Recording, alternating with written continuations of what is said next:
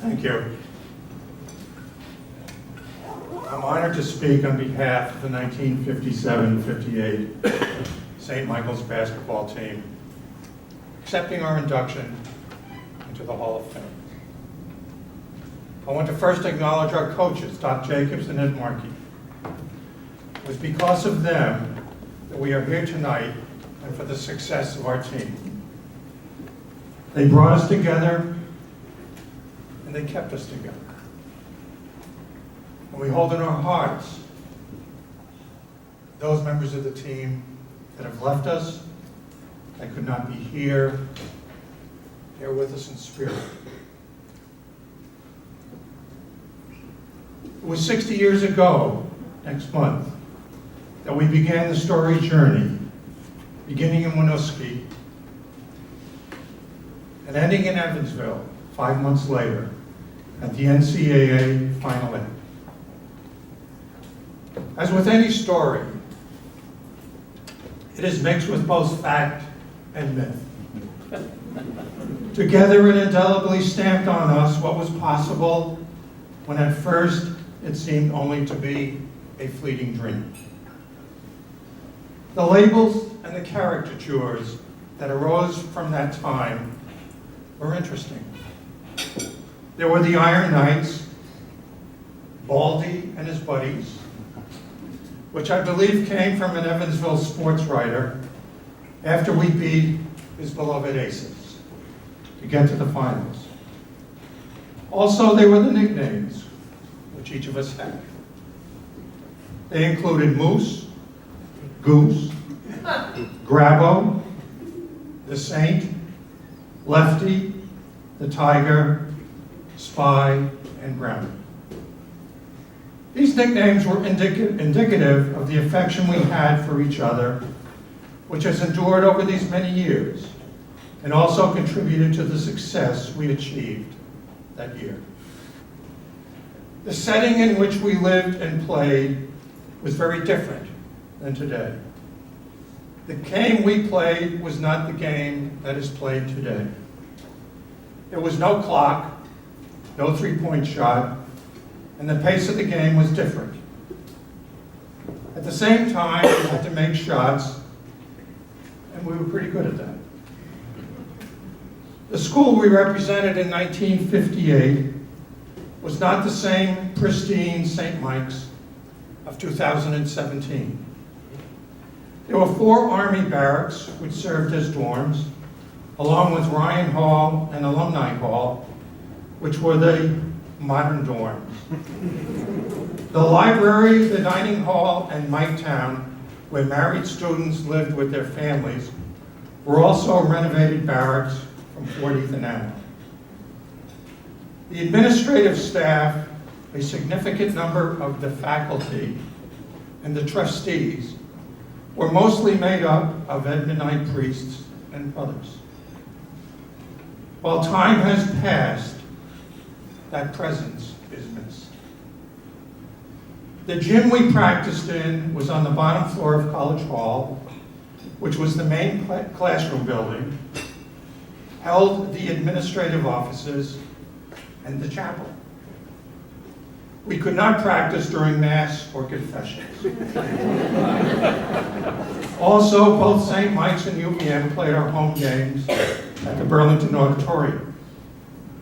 Of note, 2 of our team members, Ralph St. Peter and Warren Tessier, were both from the local area and were perhaps the best all-around athletes on the team. Warren played professional baseball in the Phillies organization, and Ralph was one of the best athletes ever to come out of Burlington. What were the seeds of this success? You have heard told of the 2 wins at Brandeis, when Tiger hit 49 against Adelphi, the wins against Grambling and Evansville, which got us into the finals against South Dakota. Tiger, as you've heard, had a big game against Grambling, and Brownie led us against Evansville, leading the team in scoring and holding their All-American forward, which enabled the upset win. We also had Hank Mikowski, one of the 3 leading rebounders in the history of the school, who along with Dick Zeitler swept both backboards. Then came South Dakota. They got out of the locker room fast. They matched up with us well and had a guard from New York City who scored 40 points. It was not our night. The whole experience it brought was more than the games. A handful of students drove 12 to 15 hours to Evansville to cheer us on. There were also the many students and residents of Burlington who listened to Tony Adams give the play-by-play of each game on the radio. And I would like to note that Tony Adams is with us tonight. He's sitting next to Walter Baumann. I'm going to ask Tony if you could stand up and...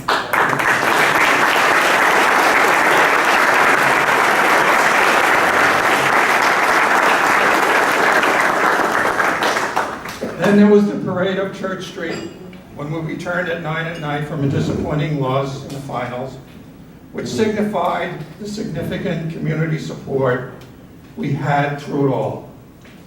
St. Michael's was on the national map. It was more than the victories, however, that played a role. Setbacks were also part of the story. My memory is that it began with 2 losses. The 57-58 team was captained by Drew Denby. We lost a couple of games early at Quantico. We won our Christmas tournament with Dick Zeitler named as MVP. We were generally successful up until mid-February. We then played Lemoyne and Syracuse on a Saturday night and lost that game, which we should have won. The following Monday, we played Norwich in Northfield. During my time at St. Michael's, we never lost to an in-state college, including UVM. We played each school twice, home and home. Brownie hurt his back at Lemoyne and was in the infirmary. And Doc had a bout with his chronic ulcer, and neither made the trip. It was always dark at the Norwich Field House, and it was especially so that Monday. It was dim. We lost. It was a wake-up call as to what was left for the season. Could we come back? We won our remaining games. We were invited to Brandeis to begin the last 5 games, which brought us to the unprecedented and hard-to-believe trip to the finals. Having experienced those losses brought reality to our egos and the rest of the season. As with any youthful experience, our stories did not end there. Upon graduation, we all obtained degrees, both academic and life-giving. We moved on from there. We became teachers, school administrators, a minor league baseball player, high school basketball coaches, minor league basketball player, accountants, a state legislator, corporate employee, lawyer, and on and on. It was a testament to the Evansville experience that we each made our mark in our communities after graduating. With the passage of 60 years, we have all experienced in our own way some losses. We have lost parents, spouses, children, our coach, and several teammates.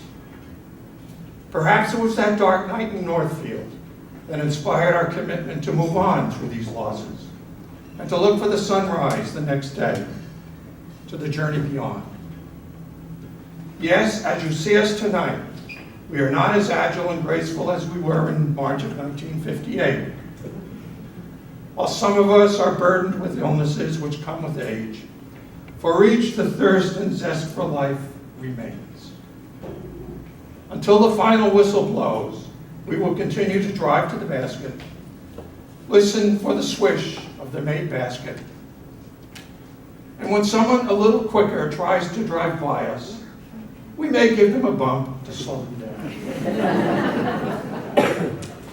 We are grateful to our alma mater, to our coaches, to our families, to each other, and to our God for all that life has given to us. What then is our legacy? The Old Testament book of Ruth offers an insight. There is an energy in us which makes things happen when the paths of other persons touch ours. And we have to be there and let it happen. When the time of our particular sunset comes, our thing, our accomplishment, won't really matter a great deal. But the clarity and care with which we have loved others will speak with vitality for the great gift of life we have been for each other. For all of us